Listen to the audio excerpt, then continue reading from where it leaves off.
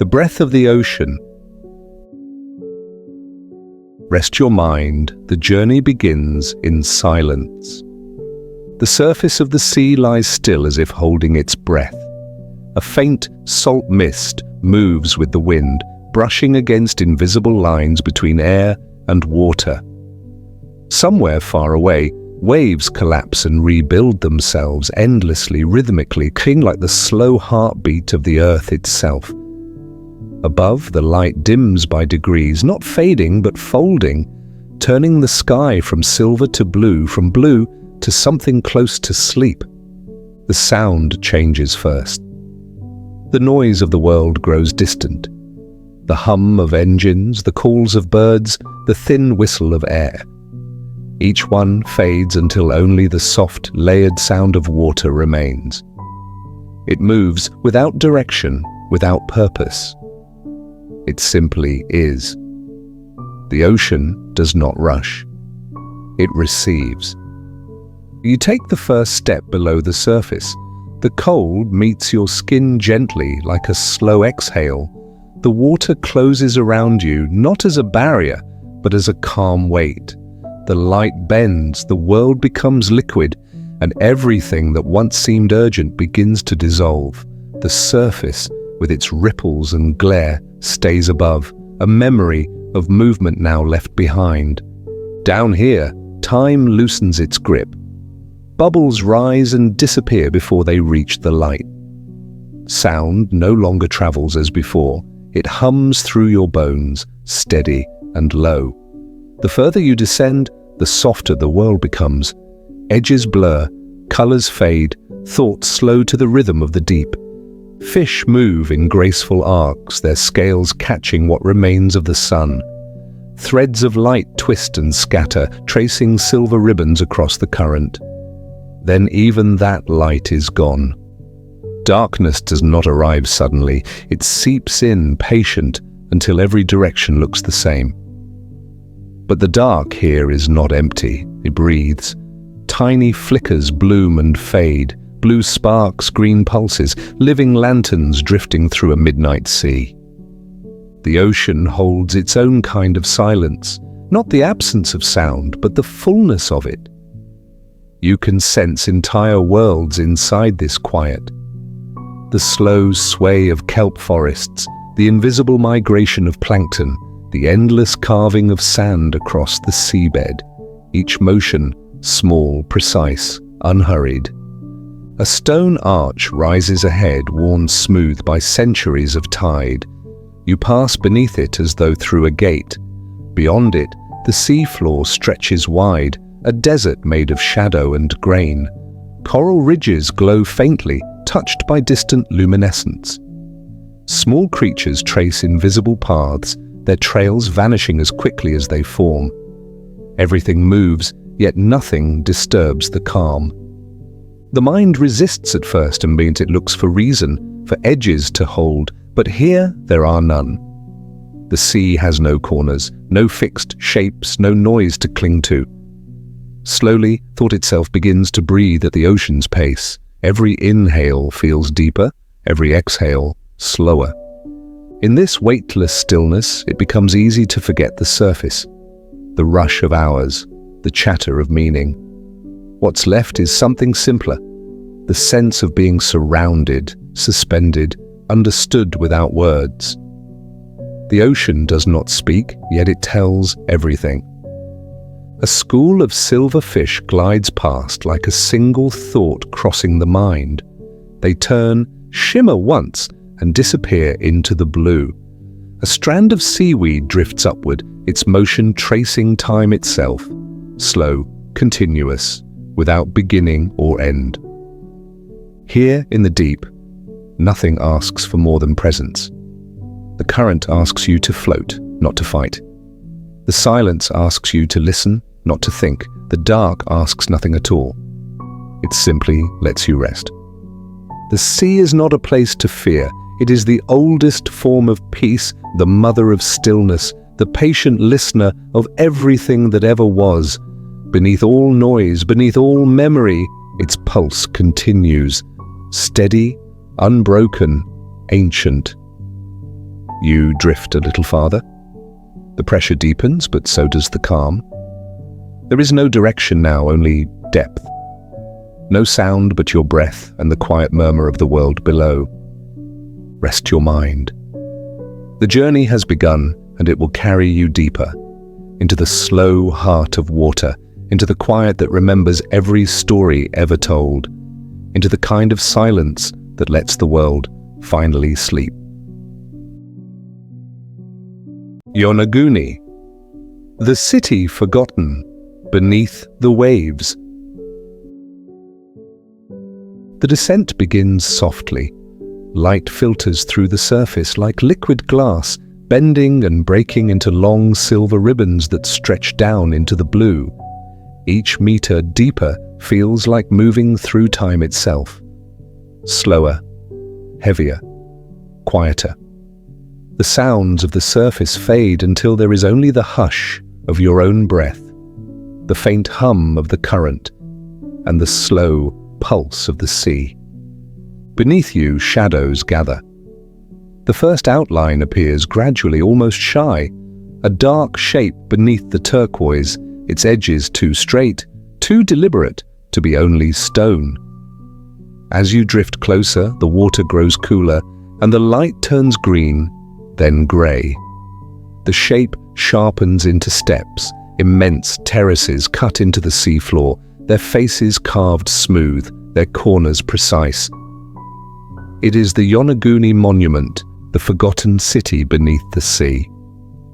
The divers who first saw it thought it was an illusion.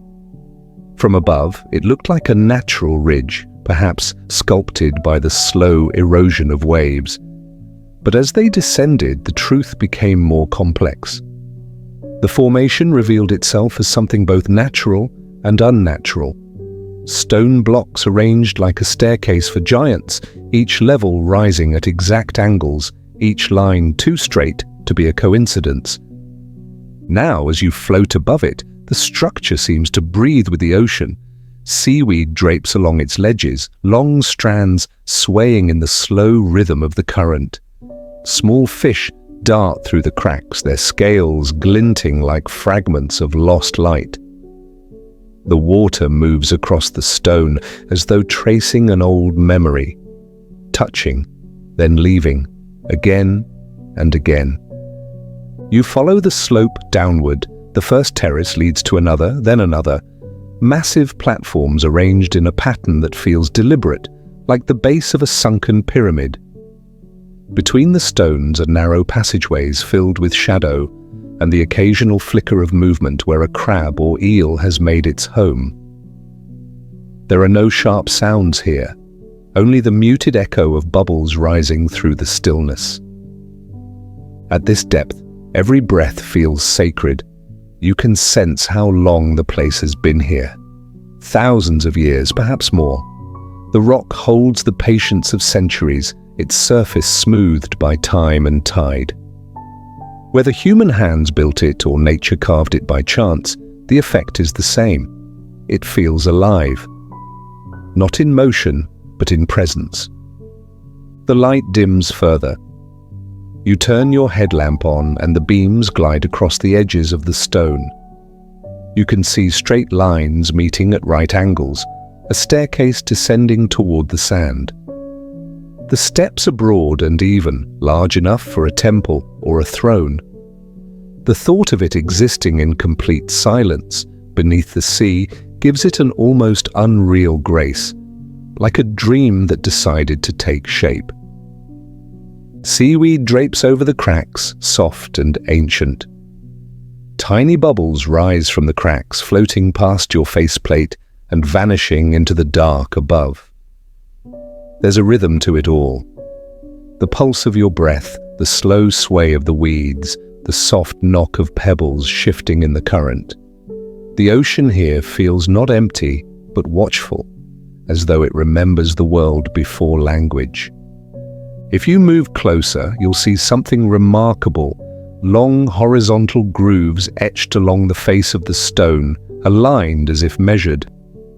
Some say they are tool marks, evidence of an ancient civilization swallowed by the sea. Others insist they are only the work of water and pressure, nature's quiet sculpting hand. Down here, there is no need to decide. The truth doesn't demand to be known. It simply waits like the stones themselves. You rest for a moment on a ledge.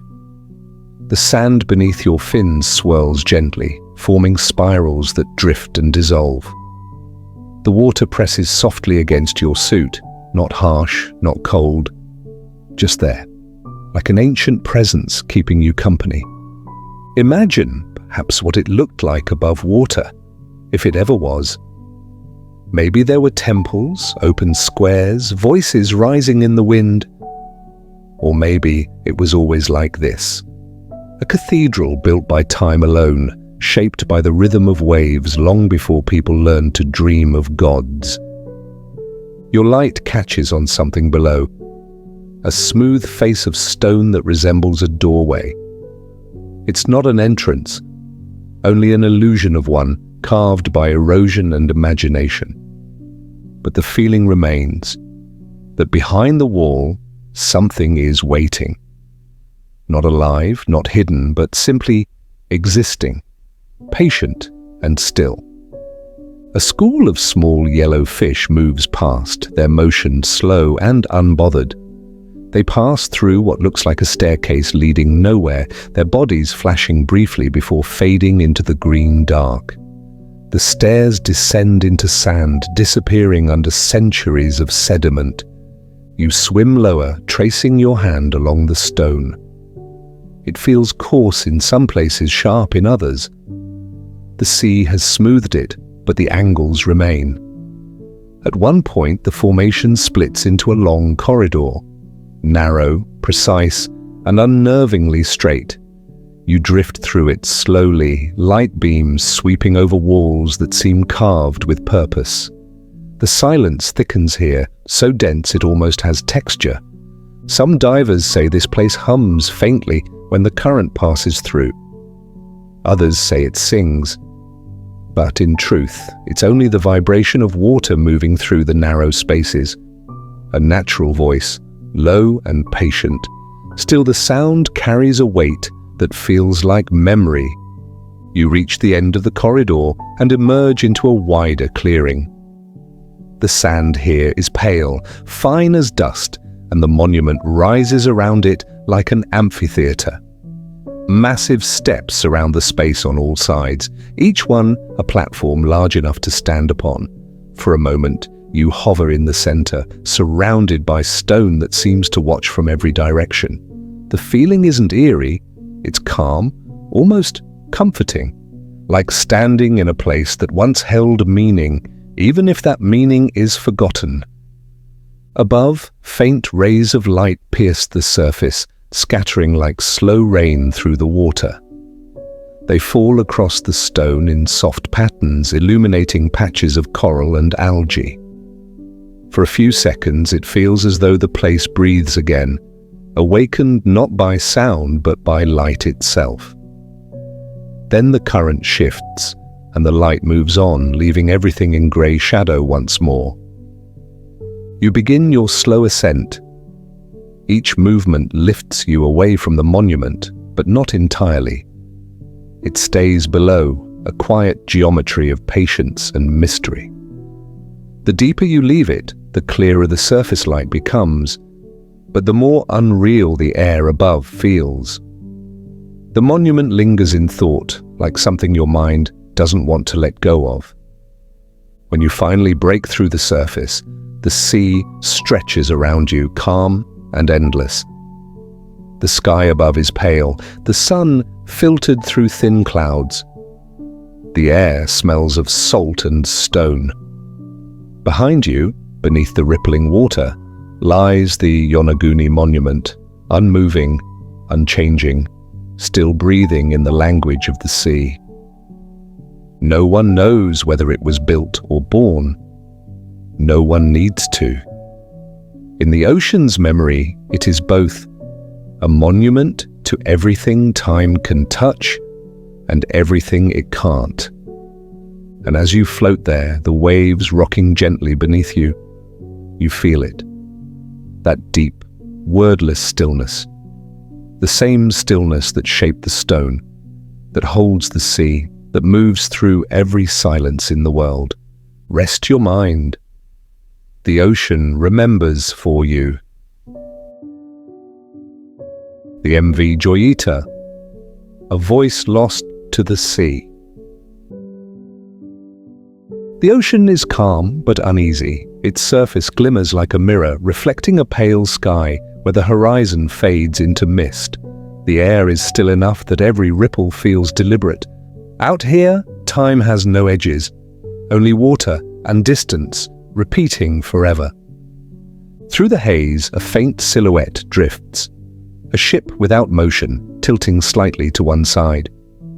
Its name, painted long ago, is worn but still legible along the bow, MV Joyita. For weeks it has wandered alone, caught between currents, carrying nothing but the echo of vanished voices. As you approach, the first sound you hear is not the sea, but silence itself, the kind that seems to listen back. The hull groans softly as it rocks. Paint has peeled away in long strips, revealing metal the color of ash. Seawater laps gently against the stern, flowing through open hatches where the air smells faintly of fuel and rust. There is no crew to greet you. The deck is empty, yet the scene feels recently abandoned, as if everyone stepped away only moments ago. A mug lies on its side, a ring of dried coffee clinging to its rim. A small notebook rests beside it, the pages swollen from humidity. Its cover bears a single initial, too smudged to read. Nearby, a length of rope has been coiled but never tied, a task half finished, waiting for hands that will never return. The cabin door drifts open and shut with each slow tilt of the ship. Inside, the air is thick and unmoving. Dust and salt form a faint mist that glitters in the light filtering through a cracked porthole. Charts are still pinned to the wall. Routes drawn across the Pacific, with small notes in pencil marking supply stops and radio checkpoints. A logbook sits on the navigation table, its spine swollen, its pages wrinkled like skin. The last entry ends mid-sentence. You step carefully down the narrow passageway. The floor creaks with each motion, a language of old wood speaking softly through the years. A lantern still hangs from its hook, dry and rusted. On the wall, a clock has stopped at 3:25. Perhaps morning, perhaps afternoon. In this quiet, it no longer matters. The sea moves around the hull, slow and patient. Through a broken window, you can see the water stretching endlessly in every direction. It doesn't feel threatening, only vast, like a thought too large to finish. You imagine the ship days earlier, crew alive, laughter echoing through the corridors, voices calling above the hum of the engine, then a change in the wind, a sound, a moment that shifted everything. Now, only the sea remembers what happened. You find a single shoe by the steps leading below deck. It is dry as if placed there. The stairs descend into shadow, the air colder, the smell of oil is stronger here. The storage room is half flooded, crates float against the walls, bumping softly with the rhythm of the waves. Papers drift near the ceiling, clinging to beams, their ink blurred to pale stains. A radio transmitter sits tilted on a desk, its knobs rusted but intact. You imagine someone once leaning over it, calling out into static. Mayday, position unknown, engine failing. The signal fades, replaced by the ocean's unbroken breath. Back on deck, the wind picks up slightly, brushing across your face like a whisper. A gull circles overhead, its cry sharp against the quiet. The world feels suspended, sky and sea indistinguishable, the ship floating between them like an afterthought. The MV Joyita was found like this once, adrift, crewless, supplies untouched, lifeboats missing. Her radio tuned to the wrong frequency, her cargo half intact. No sign of struggle, no sign of peace. Everything both ordinary and impossible at the same time. But tonight, she is simply here, carried by the slow rhythm of water. Her hull has softened with age, coral clings to her sides like lace. The sea has begun to claim her gently, filling her corners with life. Crabs in drawers, barnacles on rails, fish moving through open doors. Even emptiness, given enough time, learns how to breathe again. You rest your hand against the metal railing. It is cool, smooth, almost warm beneath the sun filtered through clouds. The sea swells slightly, lifting the ship, then lowering it back with the softness of breath. There is no destination left for her, only motion without arrival. Inside the captain's quarters, light leaks through slats in the ceiling. The desk is still cluttered. Compass, broken pen, a cup of salt-crusted sugar. On the wall, a photograph hangs crookedly. A crew of 6, smiling. The faces are faded now, but the outline of joy remains. The kind of happiness that doesn't know it will one day disappear. You sit for a moment beside the desk. The chair rocks gently, matching the rhythm of the sea. The hum of the ocean below the hull is steady, like a heartbeat echoing through water. Time seems reluctant to move. There's a quiet understanding here that not every mystery is meant to be solved. Some things are meant to remain half heard, half remembered.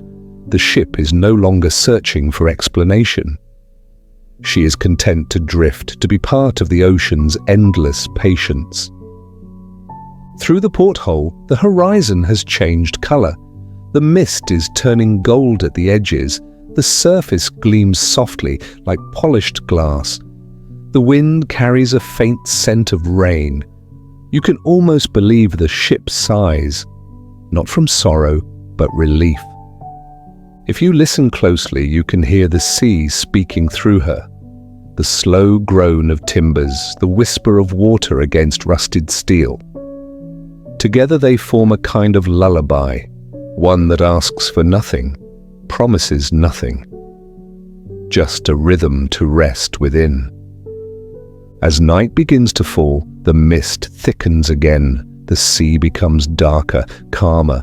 The Joyita drifts onward, her shadow stretching across the surface until it merges with the water itself. The last light catches on her mast, then fades. You imagine, beneath the surface, the reflection of the ship still glowing faintly, as if a second Joyita sails beneath her, made entirely of memory. The ocean has always been a mirror for what is lost. It doesn't erase, it absorbs. It keeps what it takes, turning grief into stillness. You close the logbook gently. It no longer matters what words are missing. The silence has filled them. Above you, stars begin to appear, dim at first, then brighter as the sky darkens completely. Their reflections shimmer across the black water, countless and trembling. The ship drifts among them like one more constellation, untethered, unhurried. In the distance, waves roll against invisible reefs, their rhythms slow and even. The ocean is at rest now, and so is the Joyita. There is no sense of tragedy here, only quiet continuation. The kind that happens when time stops insisting on being noticed. You lie back on the deck, the planks cool against your spine. The ship moves gently, barely perceptible.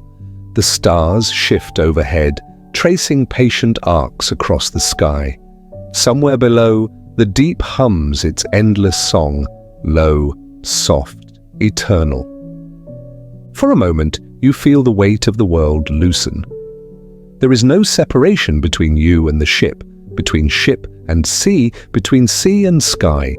Everything breathes as one, at the same slow pace.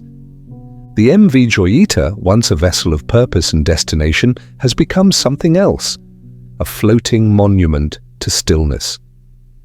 She carries no one now, but she carries the idea of presence, that even what disappears still leaves a trace, a whisper, a rhythm. As dawn approaches, the light returns pale and silver. The mist lifts in strands, revealing the calm stretch of water that never ends. The Joy Eater drifts forward, weightless, directionless, and perfectly at peace. Nothing more needs to happen. The sea remembers. That is enough. Rest your mind, the journey continues. The Mariana Trench, where light never arrives.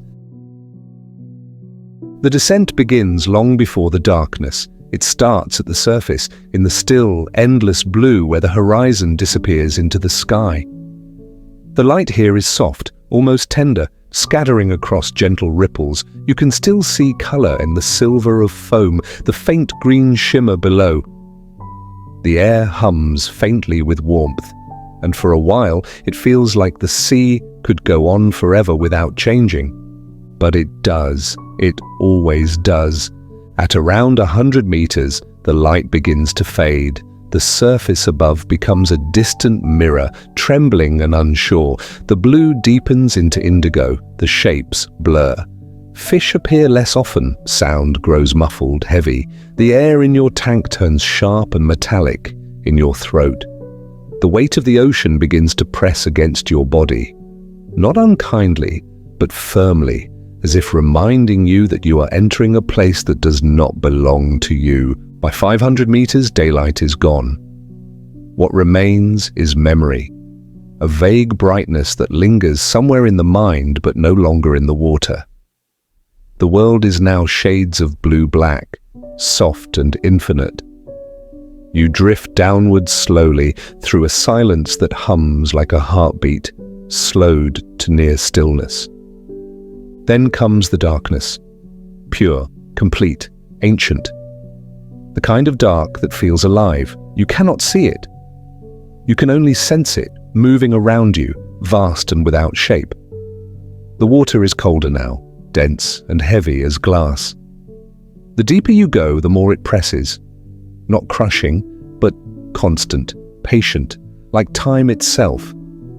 You are now in the upper rim of the Mariana Trench, the deepest known place on Earth. Below you lies almost 11,000 meters of water, enough to swallow mountains whole. Down here, no sunlight has ever touched the seafloor, no storm has ever stirred its sand. It is a world beyond weather, beyond day and night. Your instruments glow faintly in the cabin, pressure gauges twitch, sonar pings echo back from invisible walls. The sound travels strangely here, distorted, stretched, as if the ocean itself bends time around it. Each noise lingers a little too long before fading. Outside the window, something flickers, not light, not exactly. A slow pulse of green drifts past, followed by another, then another. Tiny orbs of bioluminescence, scattered through the void like stars in a liquid sky. They blink and fade, forming patterns that never repeat. Each is a small act of defiance.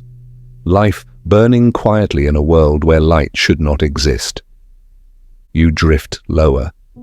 The beam from your submersible cuts through the black, illuminating only what is close enough to touch. The water ahead looks thick, almost solid. Particles drift like dust in a cathedral of darkness. Every movement feels heavy, sacred. On the scanner, the trench walls rise around you like the sides of an ancient canyon. Smooth in some places, jagged in others, carved by millions of years of slow, invisible motion. The rock here is older than memory, older than life itself. You can almost feel it breathing. The sub's lights catch a shape moving in the distance, large, slow, deliberate. A creature gliding just beyond the reach of sight. For a moment, you think you see the faint curve of fins, a long tail, the glint of pale eyes. Then it turns and the light vanishes, swallowed whole. Down here, every glimpse feels like a secret the world isn't ready to tell. pressure at this depth is impossible to imagine. Every square inch of metal, every bolt, every seam of the sub is being pushed inward by tons of invisible force. The hull creaks softly, like the groan of old wood under snow. But inside, it is calm. A small bubble of air and warmth suspended in a universe of cold water and silence. A sound rises, low, resonant, deep as thunder. It vibrates through the sub, through your bones, not mechanical, not natural either. The hydrophones record it, a long, wavering tone that rises, falls, then vanishes into static. Scientists later call it the bloop, an unexplained noise once heard in these waters decades ago, loud enough to echo across entire oceans. But here, in this moment, it feels less like sound and more like presence, as if something immense has exhaled in the dark. You turn off the engines. Let the sub drift. The movement stops and the silence becomes complete. You can hear your own breath, steady, rhythmic, small. The sound of air entering and leaving your lungs becomes the only measure of time. Outside, the trench does not move, does not care, does not end. At 10,000 meters, the floor appears. It is not smooth, not soft. It looks like a landscape turned inside out, jagged ridges, small valleys, a fine layer of sediment that has not been disturbed for centuries. A faint shimmer of movement crosses the sand, a translucent creature like glass, folded into shape, its organs glowing faintly blue. It drifts past, trailing a ribbon of light that dissolves after a few seconds. Nearby, a cluster of small, white crabs gathers around a vent, a fissure in the ground releasing streams of mineral-rich water. The temperature here can reach hundreds of degrees, yet life thrives. Tube worms as tall as a person wave gently in the current, their tips red as coral. Shrimp crawl across stone, feeding on invisible bacteria that bloom in the darkness. This is life without sunlight, a world powered not by warmth from above, but by fire from below. The ocean floor here is a paradox, deathly cold yet sustained by heat rising from the planet's core. Every living thing glows faintly, carrying its own light like a whisper from another world. You press your hand to the glass. The pressure outside could crush a steel hull, yet the creatures beyond move freely, weightless, untouched. Their silence feels infinite. You begin to understand there are places not meant for sound, for light, for eyes, places that exist simply to remind the world that it is still mysterious. You switch off the floodlights. The sub becomes a shadow. The only light left is the soft bioluminescence of the deep, drifting dots of blue and green, swirling like galaxies. They pulse together, then scatter, then gather again. For a moment it looks like the night sky turned upside down. Up above, the world is full of noise, wind, machines, voices. Down here, there is nothing of that. Only the pulse of water and the quiet certainty that it has always been this way. The ocean does not need to be understood. It asks nothing, explains nothing. It simply exists, infinite and unbothered. Your mind begins to slow to its rhythm. Thoughts dissolve, replaced by sensation, the hum of pressure, the weight of quiet, the pulse of breath. You no longer think of up or down, only of depth. Endless, patient depth. A small fish passes the window. Its body glows with a faint inner fire, like a lantern built from glass. It drifts close, hovers for a moment, then turns away. Its light fades into the black, leaving only the afterimage in your mind. You realize that even here, where light has never reached, life finds a way to glow. It does not need to be seen to exist. It does not need to be admired to shine. It simply is. The instruments show the same numbers as before. Pressure, temperature, depth, all constant. The ocean has no interest in change. It is the most stable place on Earth precisely because it never tries to move faster than time. You stay a little longer. Minutes stretch, blur. The dark becomes familiar, almost kind. You could almost fall asleep to it.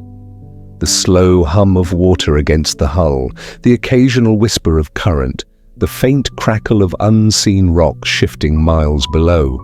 Eventually, you begin to ascend. The engines hum softly. The trench falls away beneath you, swallowed once more by shadow. The light outside remains faint for a long time. Just suggestion, not yet color. The pressure eases, your ears pop. The water grows lighter, bluer. At last, the first thread of sunlight appears, a golden shimmer trembling in the distance. You rise through it slowly, as though returning from another lifetime. The surface grows closer, the water brightens, shapes return. Schools of fish, drifting plankton, a shimmer of silver scales. The air above begins to breathe again. When you break through, the sea is calm. The horizon stretches, endless and simple. The wind feels warmer than you remembered. The sun stings your eyes. The world of noise and color welcomes you back. But you know now that beneath it lies something deeper, older, quieter. The Mariana Trench remains below, vast, dark, eternal, where light never arrives. And silence is the only truth that endures. Rest your mind. Not everything needs to be seen to be real.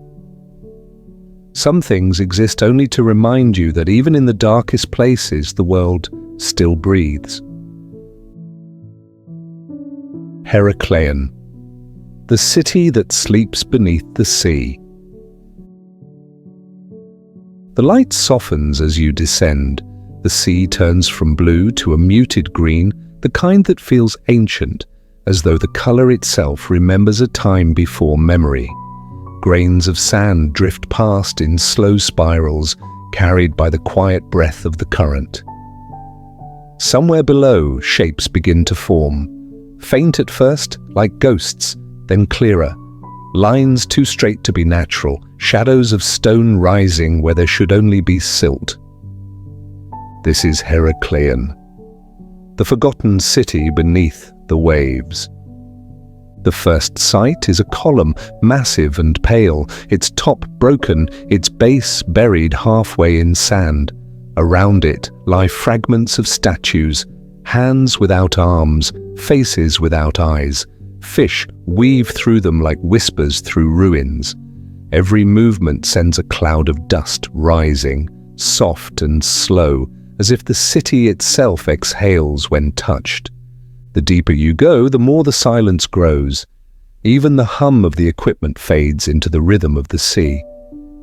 What remains are the soft, unhurried sounds of water brushing stone, the faint crackle of tiny creatures moving in the dark.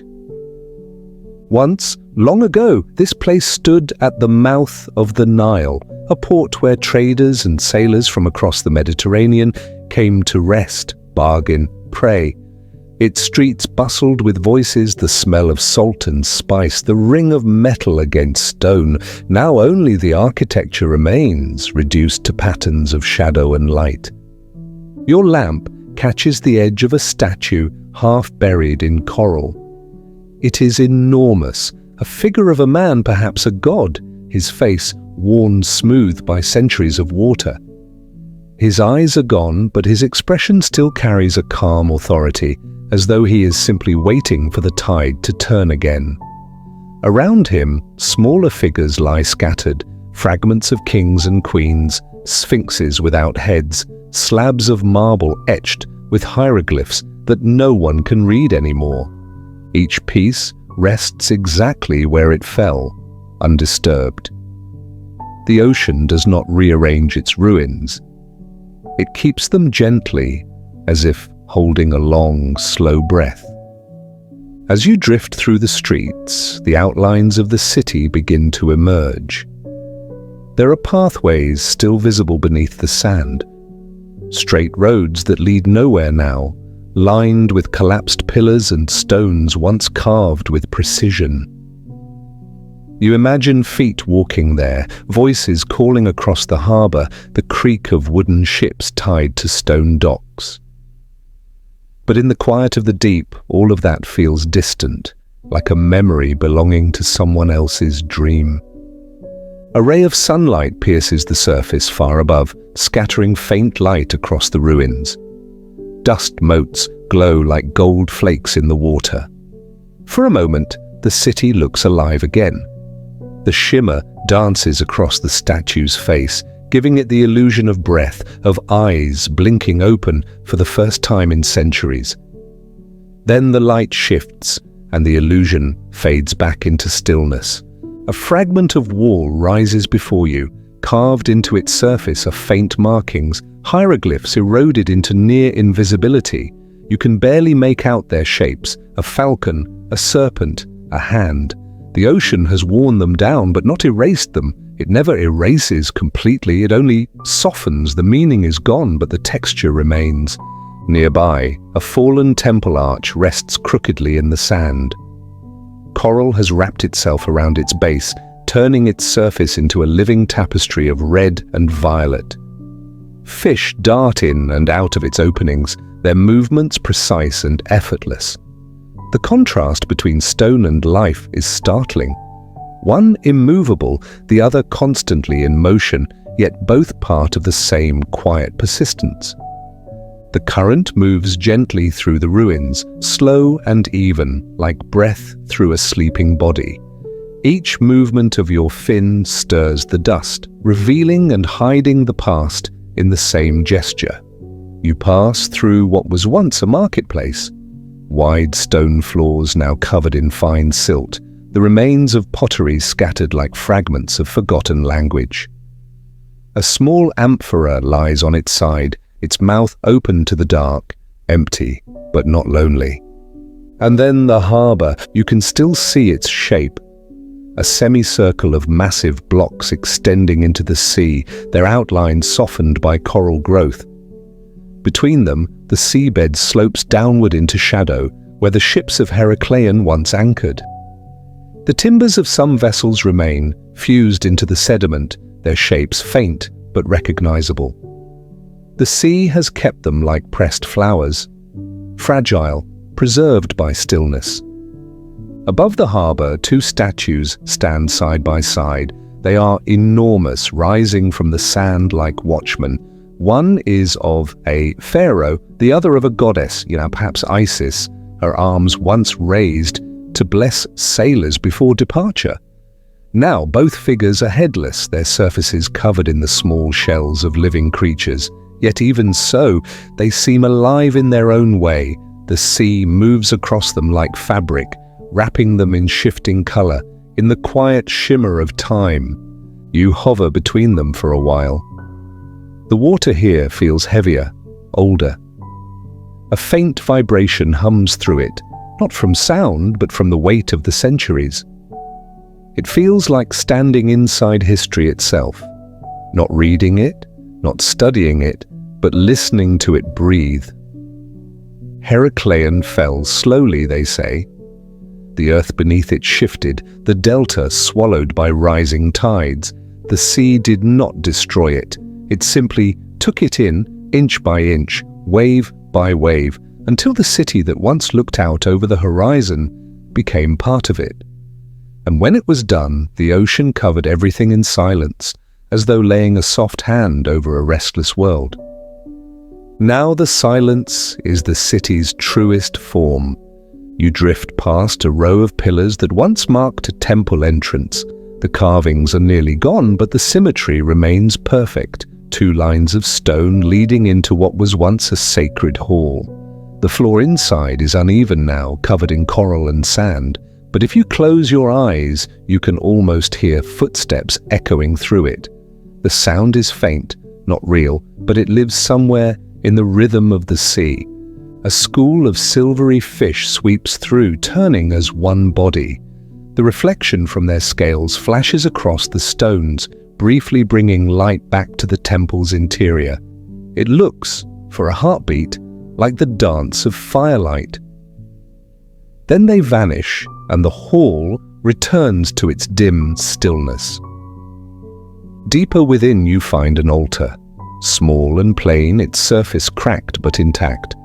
On it a few shells have settled, their colors soft and muted. You run your light across it, not to disturb, only to see. The surface gleams faintly where the stone has been polished smooth by centuries of water. Perhaps someone once left offerings here, a coin, a flower, a wish whispered to the gods before sailing. Now the sea keeps those prayers, unspoken and unforgotten. The current shifts again, lifting a thin veil of sand from the ground. It moves across the city like a passing wind, revealing fragments and then hiding them again. The movement is slow, graceful. The ocean's own version of memory, never fixed, never lost. You turn back toward the open water. The ruins fade behind you, blending with the haze. Only outlines remain, a tower, a fallen wall, the hint of a staircase leading upward to nowhere. The sea has given Heraclean a new kind of existence, not gone, not living, but resting. As you ascend, light grows stronger. The green turns pale, the water brightens. The city below becomes a shadow, still and vast, lying across the seabed like a forgotten thought. You look down once more before breaking the surface. From above, Heraclean seems peaceful, a dream suspended in water, complete in its silence. The sea has done what time could not. It has preserved the city not as it was, but as it became, softened, stilled, eternal. You float there, breathing, watching the ripples spread outward. The water glows faintly under the sun, calm and endless. Somewhere below, Heraclean continues to sleep, patient and unbroken. The ocean has always been the great keeper. It does not judge what it takes. It does not rush to reveal what it hides. It keeps everything in motion but never lets it vanish completely. In its depths, the past is never lost, only transformed. And as the waves rock you gently, you understand. Some stories are meant to fade into the sea, not to disappear, but to rest, the way cities do when they have nothing left to prove. Rest your mind. Heraclean still breathes beneath the waves. It has not been forgotten, only remembered differently, through silence, through light, through the patient rhythm of the ocean that never stops listening. The San Juan, the submarine that never returned. The ocean at night feels endless, a dark surface breathing quietly beneath the stars. Somewhere far below, deeper than light, deeper than sound, rests the San Juan, the submarine that vanished into the silence of the South Atlantic. It has been years since that day, yet the sea still holds her gently, as it does with everything it chooses to keep. It began with a message, short, factual, unremarkable. Entering heavy seas, proceeding as planned. That was the last anyone heard. Then silence, the kind of silence that stretches across hours, then days, then years. The kind that becomes part of the water itself. When you imagine her now, you don't think of disaster. You think of stillness, of a steel shape resting against the seabed, surrounded by slow-moving shadows. The lights have long gone out. The engines are quiet.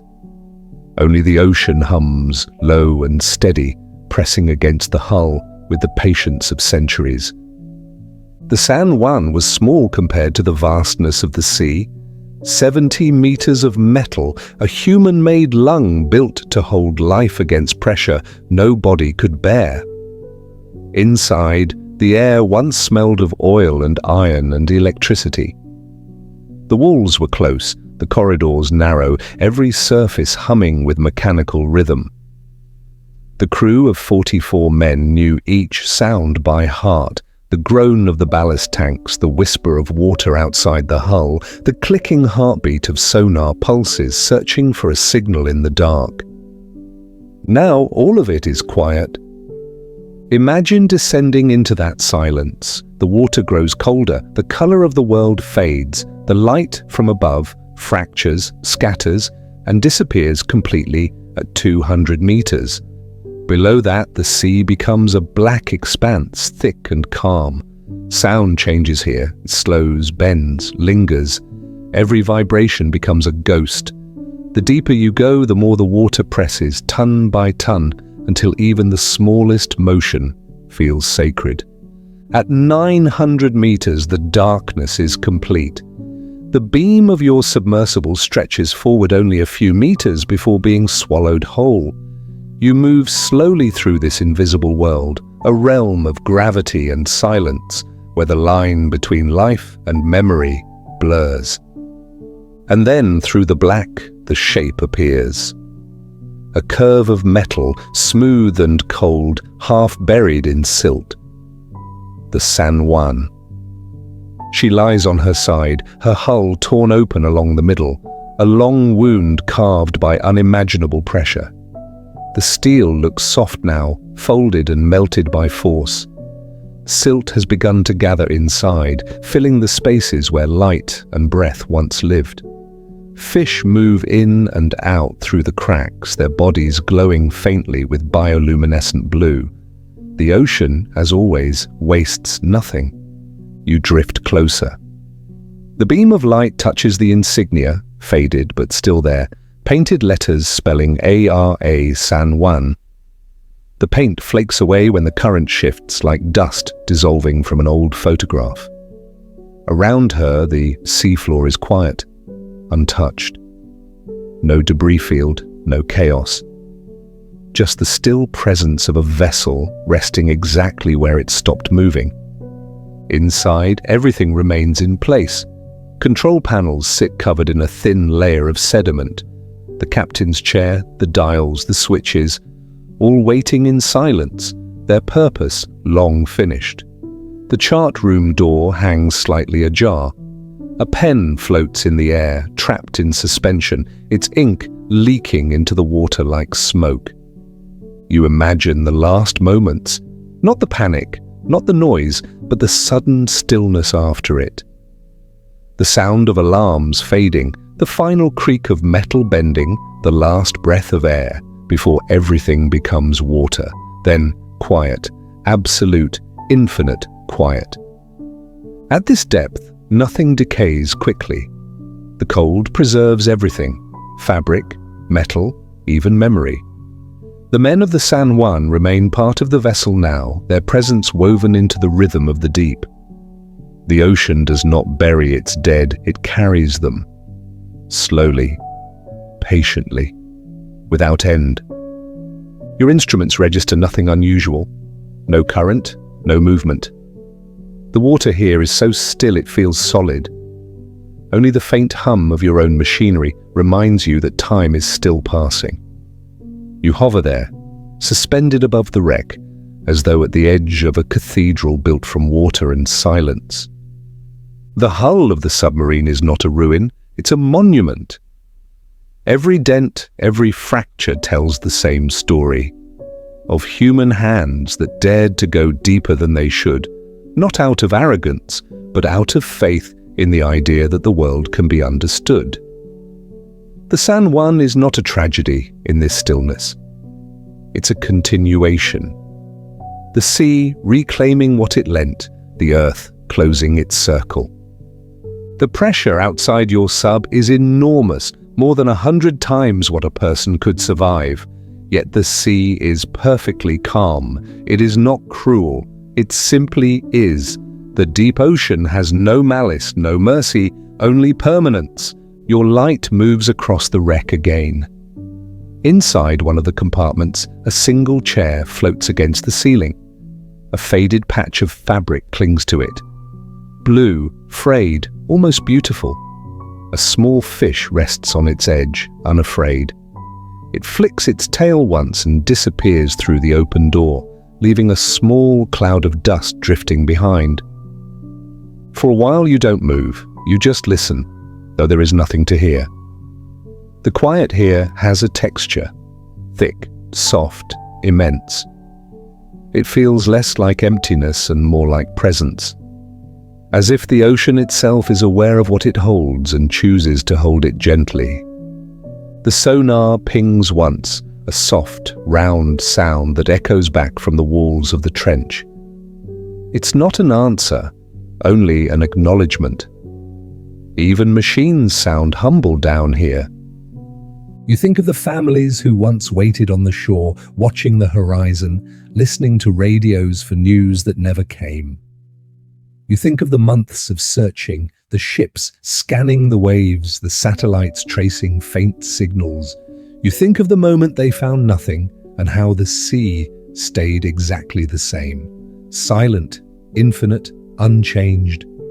And yet, the San Juan was never truly lost. The ocean knew where she was all along. It always does. You begin to ascend, slowly. The beam of light withdraws, shrinking until the wreck disappears back into the black. The darkness closes around it again, as if sealing a secret. Above, the water brightens by degrees.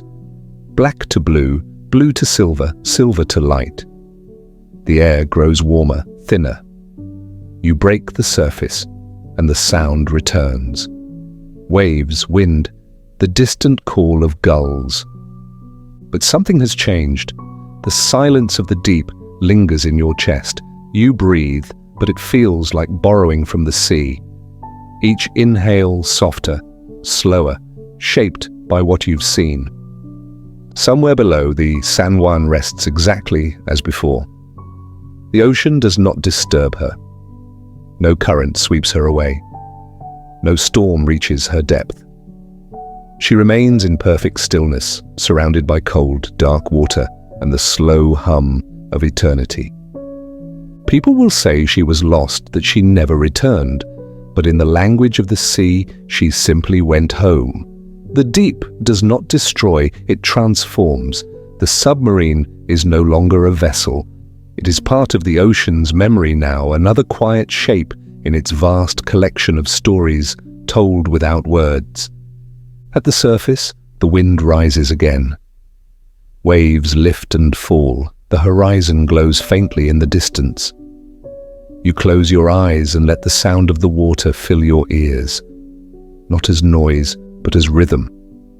It is the same sound that touched the hull of the San Juan years ago, the same endless song the sea has always sung. It is not sad, it is not kind, it simply is. The ocean has kept her, as it keeps everything, not as a grave, but as a resting place. Deep, silent, and infinite. Rest your mind. The San Juan has not vanished. She is still there, listening, breathing in the quiet heart of the sea. Dragon Hole, the well between heaven and sea. The sea above is bright and restless, but below the surface lies a circle of stillness, a perfect blue eye gazing upward from the depths. It is called the Dragon Hole, the blue hole of the South China Sea. From above it looks deceptively calm, a pool of dark sapphire surrounded by turquoise shallows, its edges soft, its center endless. But beneath that mirror lies one of the deepest sinkholes on Earth, a vertical world where the ocean folds inward on itself, falling into silence. You begin the descent at noon when the sun rests high and the surface glows with gold. The water is warm at first, filled with drifting light and swaying ribbons of seaweed. The coral rim around the hole glimmers in color, red, violet, green, each hue alive with the small motion of life. Tiny fish weave through the branches, unafraid, as though the whole is not an entrance to another world, but a door that never fully opens. At 30 meters, the light begins to dim. The shimmer of the surface grows faint, like the memory of a dream. The water turns from turquoise to a deep, even blue, the color of distance. The coral disappears, replaced by smooth limestone walls that spiral inward. It feels like sinking through a liquid cathedral, each layer carved by time and quiet. At 50 meters, the temperature drops suddenly. The water thickens. It feels heavier against your skin. The sound fades. You can no longer hear the waves above or the engine of the boat waiting at the surface. Only the steady sound of your breath remains. In, out, in, out. Small, fragile, human. The hole narrows slightly, then widens again. Your light touches the wall, rough, patterned with tiny shells fossilized into the rock. The beam reveals pockets of shadow where fish linger, motionless. They do not flee, nor do they approach. They simply exist, suspended in the same slow rhythm that governs everything here. At 100 meters, color is gone.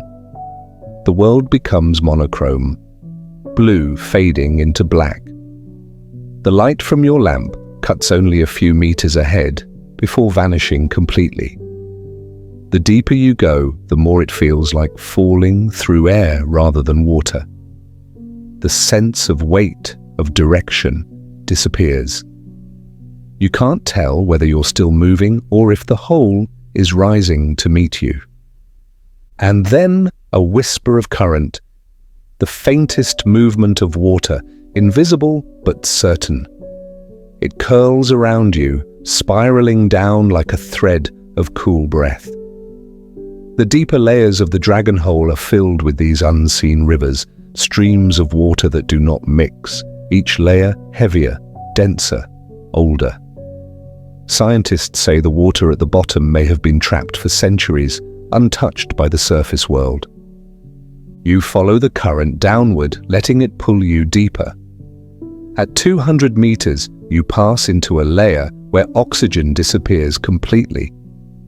The air in your tank is the only thing keeping you part of the living world. Everything around you, water, stone, pressure, belongs to another realm. Even sound cannot move freely here.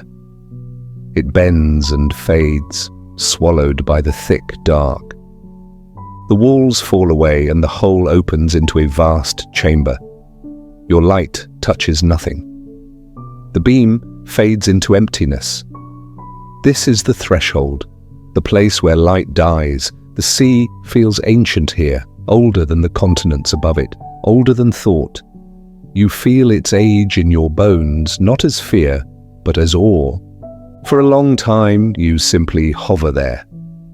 The water is motionless. There is no sense of time, no pulse, no drift. You could stay here forever and not know if an hour had passed or a day. The hole does not measure time in seconds. It measures in stillness. A faint glow appears ahead, soft, green, almost imperceptible. It's not your light. It pulses gently, then fades. You move toward it, careful, slow. The glow returns, eyeing clusters of jellyfish drifting upward, their translucent bodies carrying the last light of the sun that reached them days ago. They pulse in perfect rhythm, like the heartbeat of the ocean itself. You stay still as they pass, their tendrils brushing the water around you. They don't seem to notice your presence. They rise, following some invisible current that leads back toward the light you left behind. You watch until they disappear, small stars ascending through the sea's midnight sky. When the glow fades, the dark feels deeper than before. You switch off your light. There is no need to see. The whole is not meant to be seen. It is meant to be felt. In the dark, the boundaries dissolve. Body, water, space, all becoming one. The ocean holds you, immense but gentle. You can feel its pressure, its heartbeat, its infinite patience. Some say the dragon hole connects to other worlds, that beneath its base lies a labyrinth of tunnels reaching into the Earth's bones. Others say it is bottomless, a doorway between the sea and the sky. But the truth is quieter. The hole is not a path. It is a pause. It exists to remind the sea how to rest. At this depth, even your thoughts begin to slow. The usual noise, memory, worry, meaning, fades until only sensation remains. The pulse of blood, the hum of breath, the soft, endless weight of the water. The silence is not empty. It's full of everything that once was and will be again. You turn on your light one last time and the beam catches the wall far away. The limestone shines faintly, like wet marble. A small crab crawls across it, pale and blind. It moves without haste, unaware of you, unaware of the concept of time itself. In this world, nothing hurries, everything moves at the pace of water. You begin the ascent. Slowly, carefully, the pressure lightens. Layers of water shift above you, invisible boundaries separating the world of silence from the world of sound. At each layer, color begins to return, faint at first, gray, then blue, then the faintest shimmer of green. At 70 meters, you see the first flash of sunlight refracting through the water. It feels almost violent after so much dark. You pause, letting your eyes adjust, letting your mind remember what brightness means. The surface seems impossibly far away, yet it calls to you with a kind of softness. When you finally break through, the sea is a mirror again, calm, unbroken. The sun glows white on the water, the sky stretching clear and endless above. Around you, the world is full of sound again. Waves against the boat, the hum of wind, the distant cry of birds. And yet, inside, the silence of the hole lingers. A calm so deep it feels like part of your own breathing. You look down once more. From up here, the dragon hole is only a shadow, a dark circle surrounded by shimmering blue, as if someone had painted the sky into the ocean and left one spot unfinished. It looks small now, almost gentle. But you know what lies beneath, a column of stillness that falls hundreds of meters into the earth, a place untouched by light, by sound, by time. The surface shimmers in the sun, pretending nothing is hidden. But the sea never forgets what it holds. Beneath the waves, the dragon hole waits, not sleeping, not waking, just existing in its eternal breath. You float there for a while, the waves rocking you softly. The air smells of salt and light. The sound of the sea is steady, rhythmic, almost like a heartbeat, almost like the one you heard far below. For a moment, the two worlds, the surface and the deep, feel the same. Both infinite, both silent in their own way. You close your eyes, the sunlight warms your face, the sea moves beneath you like a slow tide of memory. The dragon hole remains below, blue and still, a well between heaven and sea. A reminder that even within the most restless waters, there is always a place that never moves, where silence breathes and where time itself learns to wait. Rest your mind. The sea does not rush to reveal its depths. Some worlds are not meant to be known, only felt, quietly, forever. Mary Celeste. The ship, still waiting. The ocean is calm when she appears, a shape on the horizon, pale against the dull silver of morning light. The wind is steady, the sea a long, slow breath. To anyone watching from a distance, she looks alive, sails full, masts straight, hull balanced on the swells. Yet there is something wrong with the movement. Too smooth, too even, like a body drifting rather than a vessel traveling. This is the Mary Celeste, the ghost ship that never stopped sailing. As you draw closer, the details sharpen, the sails flap loosely, their edges torn. A single rope dangles from the rigging, swaying with the roll of the waves. The deck glistens with a thin film of salt. The flag is gone, its pole bare. Still the ship floats perfectly upright, her course steady. No distress, no sign of struggle, only silence. The smell of the sea is sharp and cold as you climb aboard. The planks creak under your boots. Everything feels strangely new, as though the ship has been washed clean. There is no decay, no chaos, no wreckage. The ropes are coiled neatly by the mast, buckets stacked beside the pump. A logbook lies open near the helm. The last entry is calm and ordinary. Clear weather, moderate wind, good spirits among the crew. And then, nothing. Below deck, the air is still. Dust floats in the dim light, spilling through the portholes. A half-empty bottle of wine rests on a table beside a loaf of bread gone dry. Plates are stacked neatly in the galley, a pot of stew long congealed on the stove. In one cabin, a sewing kit lies open. A needle is still threaded, waiting for the hand that never returned. In another room, a child's doll sits propped against a bunk, its porcelain face tilted toward the door. The blanket beside it is folded, the pillow indented. Everything looks paused, not abandoned, as if the ship herself froze mid-moment, unwilling to accept that the people who filled her rooms are gone. The captain's quarters tell the same story. His desk is organized, the compass steady, the log precise up to the final line.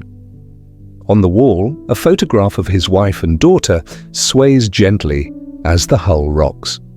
A single gold watch hangs from a nail above the chart, its hand stopped at 8:30. The silence presses close, not menacing, not mournful, but impossibly still, like the breath held between two words. You step back onto the deck. The horizon is empty. The water folds and unfolds around the hull in slow motion. The sails strain slightly against the wind, eager to move, but there is nowhere to go. The ocean has claimed the ship, not by force, but by patience. The Mary Celeste was discovered like this in December 1872, drifting between Portugal and the Azores, perfectly intact, yet utterly deserted. Her cargo of industrial alcohol remained untouched. The lifeboat was gone, but there was no sign of damage or storm. Her log stopped 10 days before she was found. The weather had been clear. The crew simply vanished. The theories came quickly. Pirates, mutiny, poison, a sudden explosion of fumes, a waterspout. Some said the crew abandoned ship, thinking she was sinking, only to watch her sail away without them. Others whispered of curses, of restless spirits, of the sea's old appetite for stories. But the truth, like the horizon, always stayed just out of reach. Standing here, though, none of that matters. The ship itself tells you everything you need to know. That something once lived here, and now it does not. The emptiness is complete, but gentle, like the silence that follows a song. The rigging hums in the wind. The mast creaks softly, its rhythm steady as breathing. You run your hand along the railing. The wood is smooth and warm from the sun. Salt crystals sparkle where spray has dried. The sea stretches in every direction, calm and endless, a single sheet of moving glass. You imagine the crew in their final hours, the captain calculating distance, the mate checking the hold, the cook stirring one last meal, the ship caught in a calm patch, rocking lightly. Then something unseen, a shift in air pressure, a faint smell of gas, the decision to lower the boat just in case. The sound of ropes tightening, the water slapping the hull. a moment's hesitation. And then the rope slips. The lifeboat drifts away. The wind rises. The Mary Celeste, lightened by the loss of her passengers, begins to move again, quietly, perfectly, without them. Days pass. The food cools. The water settles. The logbook stays open, waiting for another line that will never be written. The ship sails on, carried by wind and current, neither alive nor dead, only moving. Years later, the story still drifts through time, retold by sailors and dreamers who believe the ocean has its own memory. They say sometimes, in fog, a white ship appears without warning, her sails glowing faintly against the grey. She moves silently, cutting through the mist, her deck empty, her wheel turning on its own. Those who see her swear they can feel eyes watching from the cabins below, not in malice, but in recognition, as if the sea is letting them glimpse its oldest secret, that nothing ever truly disappears, it just becomes part of the water. You sit by the rail, listening to the slow rhythm of waves. The light shifts toward evening. The sky is pale gold, the sea silver. Every sound seems distant, your breath, the groan of timber, the quiet clap of sails. The longer you stay, the easier it is to believe that time has stopped. The ship doesn't feel empty anymore. It feels eternal, as if it has learned to live without its crew. Down below, the logbook still lies open. Ink stains the edge of one page, a small smudge where a hand once rested. Outside, the sun dips lower, spilling orange light across the deck. For a moment, the whole ship glows. Then the color fades, leaving only the steady grey of dusk. Night falls softly. The stars appear one by one, their reflections trembling on the surface of the sea. The Mary Celeste drifts on, her sails whispering like paper. You could stay here forever and never hear the same sound twice. Each creak, each wave is a new sentence in an endless story the ocean tells only to itself. It's easy to see why sailors gave her a soul. She behaves like something alive, a creature too stubborn to stop moving, too proud to die. The sea has not taken her apart because she belongs to it now, a reminder of how quickly life can vanish and how quietly the world continues afterward. You lie back on the deck, the boards cool against your spine. The stars turn slowly above you. The sound of the ocean rises and falls, steady as breath. Somewhere far below, whales call to each other, their songs low and immense. The air tastes of salt and sleep. The ship moves through the night as though it knows the way home, though there is no home left to find. The wind shifts, the sails tighten, and for a brief moment, you can almost believe she remembers the hands that once guided her, the footsteps, the laughter, the command shouted across the deck. But then the wind changes again, and the sound is gone. Only the soft, rhythmic groan of the hull remains. Dawn returns quietly. The sea glows pale blue, the horizon blurred by mist. The Mary Celeste floats as she always has, neither lost nor found, neither past nor present.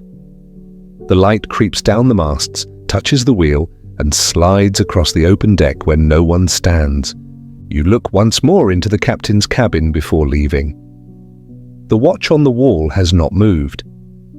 The photograph still hangs in its place. Dust glitters in the beam of your light. Everything is waiting, as it has been for a century and a half. When you finally step back into your own boat, the sound of its motor feels wrong. Too loud, too fast. The ghost ship recedes behind you, shrinking into the haze, until only the shape of her sails remains. White, fragile, still moving east. You know she will keep drifting, carried by winds that never end. The ocean will cradle her for as long as it breathes. And somewhere in that quiet rhythm, in the steady pulse of waves against her hull, her story will continue, not as tragedy, but as peace. Because not all endings are meant to be found. Some are meant to float, forever between one breath and the next, one tide and another. Rest your mind. The Mary Celeste is still waiting. The sea has never let her go. Antikythera, the machine that remembered time. The Aegean Sea is quiet today. Soft wind, water like molten glass, sunlight flickering across the surface as if remembering something. Beneath that still surface, 20 meters down, lies what once was chaos. Broken planks, amphorae scattered across sand, and fragments of bronze the color of seaweed and age. To most divers, it looks like wreckage, nothing more. But here, under a thin layer of coral and silt, the sea has kept a secret for more than 2,000 years, a secret shaped like a box, small enough to hold in 2 hands, yet vast enough to hold the movements of the heavens. The Antikythera mechanism. It was found by accident in 1900 when a group of sponge divers took shelter near the island of Antikythera. One of them dove deep to check the seafloor and rose trembling, muttering about a pile of corpses. Statues, he thought, faces pale in the green light. When they returned with air pumps and ropes, they discovered the wreck of an ancient Greek ship, heavy with marble, glassware, and bronze. Among those fragments lay something different, a lump of metal fused with wood, roughly circular, half the size of a book. It was brought up without ceremony, one of dozens of artifacts that day, coated in barnacles, silent, unremarkable. Only decades later would people realize what it was. You imagine that moment underwater. The light soft, filtered through dust. The shape half buried in sand, one corner glinting faintly when the diver's hand brushes past. The water carries no sound but the hiss of air from the hose. The piece of metal, once bright as the sun, now green and rough as coral, waits in patience. The sea does not hurry its discoveries. Back on land, when the corrosion was cleaned away, the first teeth of a gear appeared. Delicate, perfect, almost impossible. No one could explain it. The archaeologists who studied it had seen coins, swords, statues, but not this. A machine with more than 30 bronze gears, crafted with the precision of a watch made 2 millennia before watches existed. Even now, no one is entirely sure who built it. Some say it was made in Rhodes, others that it was the work of Archimedes, but whoever it was, they understood the sky with frightening accuracy. The mechanism could predict eclipses, track the movement of planets, even model the uneven orbit of the moon. A pocket cosmos, small enough to fit on a ship, that would one day sink to the bottom of the Aegean and wait centuries to be noticed again. Imagine the hands that made it. Bronze dust rising with each cut, the faint scent of oil and heat. The craftsman leaning close to etch faint inscriptions into the metal, marking months and cycles, moons and years. He could not have known that one day his work would rest under salt and silence, gears no longer turning, still perfect in their alignment. Underwater, time changes meaning. Days dissolve into currents, years drift by like sand. The mechanism lay there as empires rose and fell, as languages shifted, as the stars it once measured changed their paths by fractions of degrees. The sea kept it safe, coating it in stone and shell, disguising its beauty beneath decay. Today, when divers return to the site, they find pieces still. Small fragments of bronze no bigger than a coin, cogs with teeth worn by centuries. The sound is minimal, air bubbles rising, the gentle thud of flippers against sediment. the faint ring when metal meets metal. It feels less like discovery and more like remembrance, as if the sea itself is slowly giving back what it borrowed. The remains of the ship rest nearby, ribs of wood, long since turned to shadow.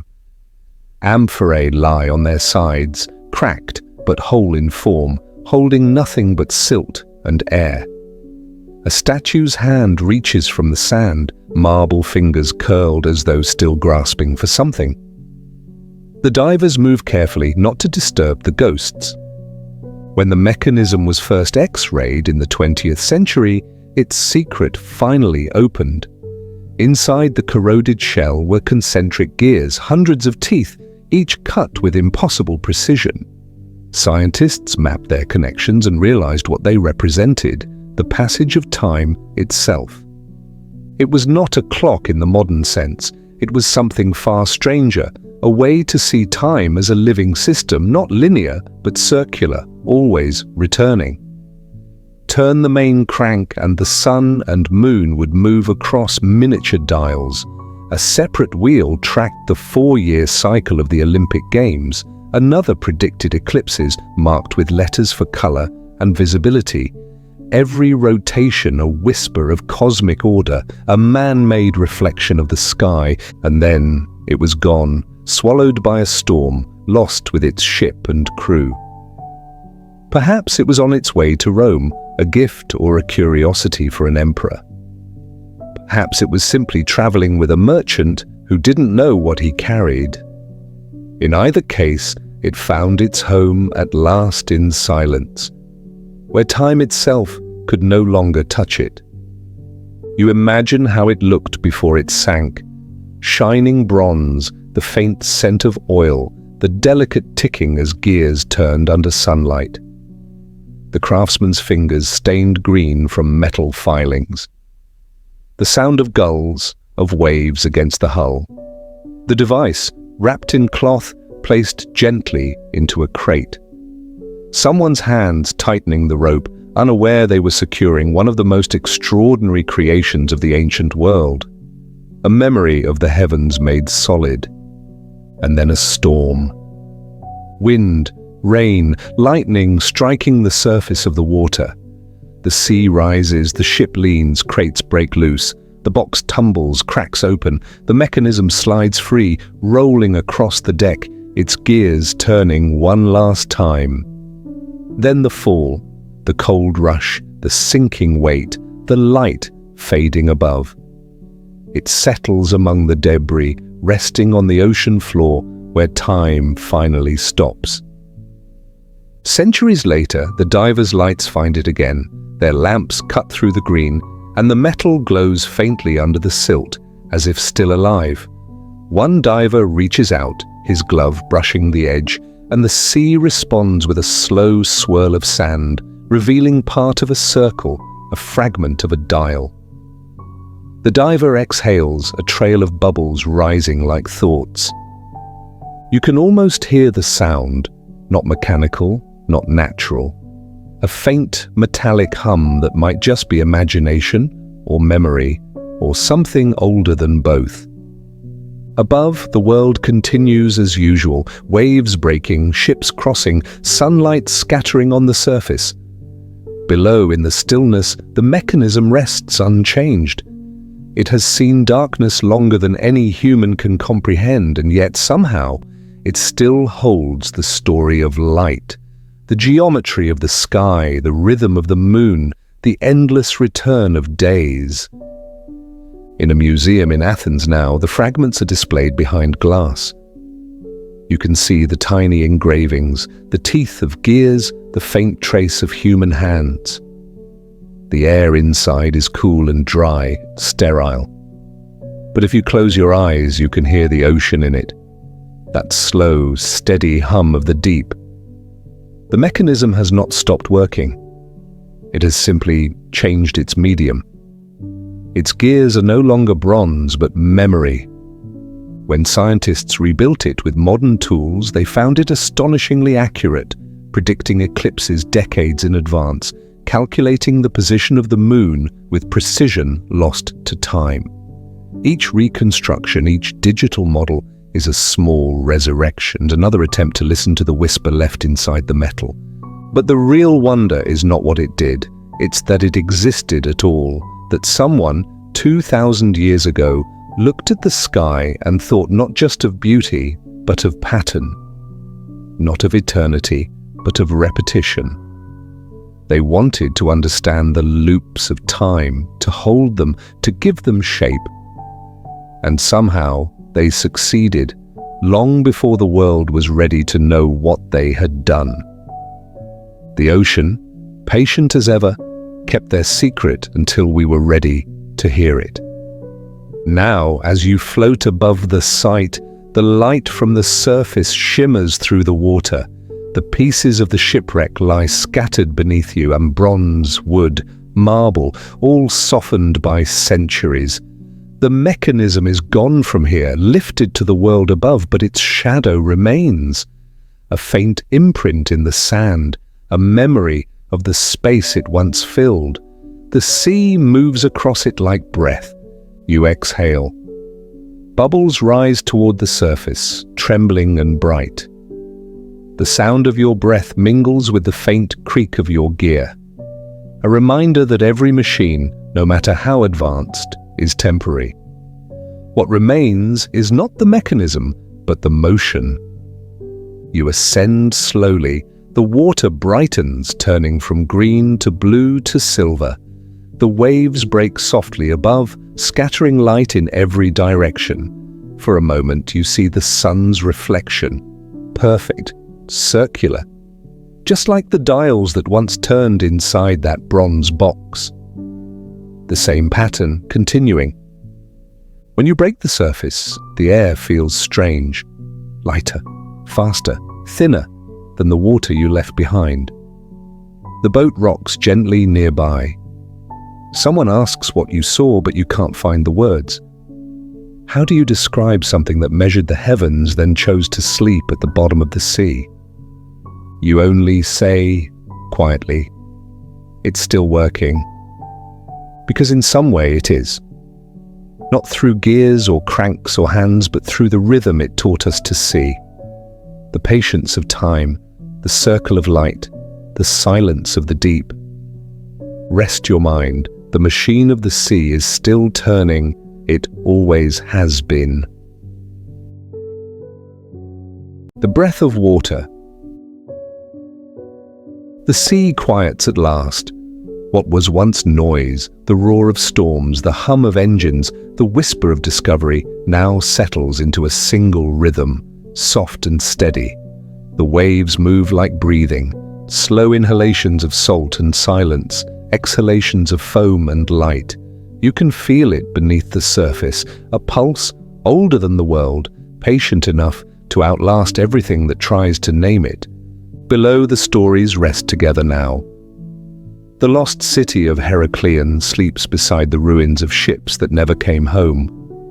The Mary Celeste still drifts in her endless dream, her deck bright under the morning sun that no one sees.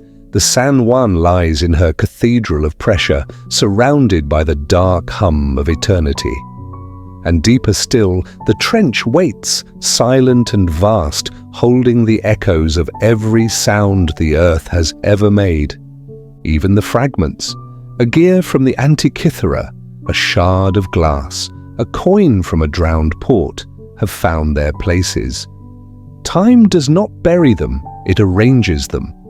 The sea is not a graveyard, but a library, infinite and calm, where every forgotten thing is carefully filed under silence. You float above that silence, weightless, your heartbeat syncing with the water's rhythm. The horizon stretches without edge, silver fading into grey, sky and sea merging until they become one. Every breath you take feels borrowed, a small echo of the ocean's own. If you listen closely, you can still hear the lives that pass through here. The clang of hammers on bronze, the laughter of sailors, the soft footsteps of someone walking along a wooden deck, unaware that history was about to open beneath them. These sounds no longer exist in air, but they move through the water still, reshaped into something slower, almost musical. The ocean keeps them all, changing nothing, forgetting nothing. The sun begins to set. The surface glows like molten metal, then darkens into indigo. The wind stops. The sea holds its breath, and for a heartbeat, the world feels suspended. Between light and dark, sound and silence, memory and forgetting, you realize that the ocean doesn't end anywhere. It only changes form. What falls into it does not vanish. It becomes part of the rhythm. In this stillness, there is no distance between what is gone and what remains. The ruins, the wrecks, the fragments, they are all the same now, dissolved into the breath of water. The ocean has folded them together, as it does with everything, turning loss into texture, noise into calm, endings into the shape of rest. You close your eyes. The current moves around you, gentle, circular. The sound of your breathing blends with the waves until you can no longer tell which belongs to whom. The air feels heavy with salt, and each exhale melts quietly into the sea. Somewhere far below, a ray of light touches a wall of coral. Somewhere above, a bird crosses the horizon. Both movements are the same, brief gestures inside an endless stillness. The world keeps turning, but down here the turning feels kind. The night deepens. The stars appear, their reflections trembling across the surface. They look like the bioluminescent flickers of the deep, small reminders that even darkness glows if you let it. You lie back and let the water hold you. It feels almost warm, almost human. The sea doesn't speak, but you understand its language now. The slow syllables of breath, the patient grammar of waves. The ocean folds itself once more, the tide drawing away like a curtain. What remains is quiet. The world exhales. Rest your mind. The journey ends where it began. In silence, in water, in the steady breath that belongs to everything.